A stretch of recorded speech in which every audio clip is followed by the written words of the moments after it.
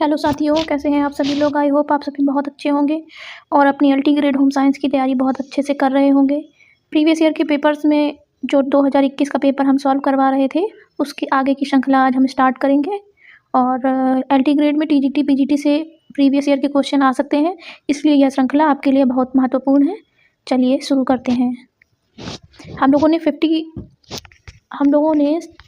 56 question तक कर लिया था। आज हम लोग 57 क्वेश्चन से स्टार्ट करेंगे। 60 तक कर लिया था, 61 क्वेश्चन से हम लोग स्टार्ट करेंगे। चम्मच की आकृति के नाखून जैसे लक्षण वाली बीमारी को कहते हैं, क्या कहते हैं? क्वाशियोकर कहते हैं, रक्त अल्पता कहते हैं, मेरस्मस कहते हैं, या उपर्युक्त सभी। तो चम्मच की आकृति के नाखून जैसे लक्षण वाली बीमारी को हम रक्त अल्पता कहते हैं। इसके डिटेल देख लेते हैं। चम्मच की आकृति के नाखून जैसे लक्षण वाली बीमारी को रक्त अल्पता या एनीमिया कहते हैं। एनीमिया का अर्थ शरीर में खून की कमी। हमारे शरीर में हीमोग्लोबिन एक ऐसा तत्व है जो शरीर में खून की मात्रा को बताता है।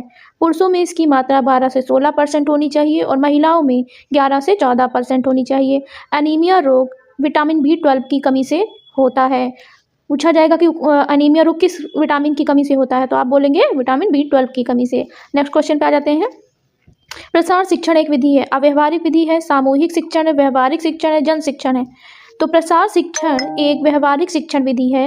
व्यवहारिक शिक्षण विधियों का इस्तेमाल बिना किसी अन्य के विशेष रूप से दृश्य और मौखिक शिक्षण विधियों के लिए किया जाता है, जिसका अर्थ होता है सामाजिक एवं आर्थिक विकास। प्रसार शिक्षा का सीधा संबंध मानव जीवन तथा उससे जुड़ी हुई दैनिक समस्याओं से है।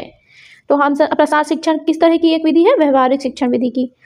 पर्यावरण में उपस्थित आवश्यक तत्वों का असंतुलन कहलाता है, प्रदूषण कहलाता है, रासायनिक प्रदूषण कहलाता है, सांस्कृतिक प्रदूषण कहलाता है, या भौतिक प्रदूषण कहलाता है। देखिए क्वेश्चन बहुत नॉर्मल सा लग रहा है, लेकिन जब आप ऑप्शन चूज करेंगे तो सब आपको एक जैसे लगेंगे। तो पर्यावरण में उपस्थित आवश्यक तत्वों का असंतुलन क्या कहलाता है? प्रदूषण कहलाता है। पर्यावरण में उपस्थित आवश्यक तत्व असंतुलन प्रदूषण कहलाते हैं। और इसकी ज़्यादा डिटेल जानने की ज़रूरत ही नहीं है, क्योंकि हम लोग किसी का समय वेस्ट नहीं करना है।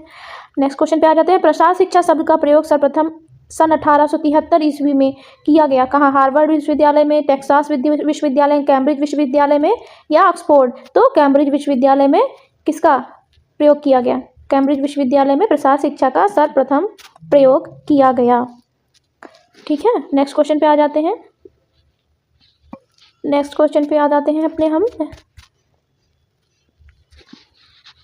क्वेश्चन है। अच्छा चलिए इसकी डिटेल समझ लेते हैं। प्रसार शिक्षा शब्द का प्रयोग सर्वप्रथम 1873 कैम्ब्रिज विश्वविद्यालय में किया गया। यह एक नई शैक्षणिक खोज थी जिसका उद्देश्य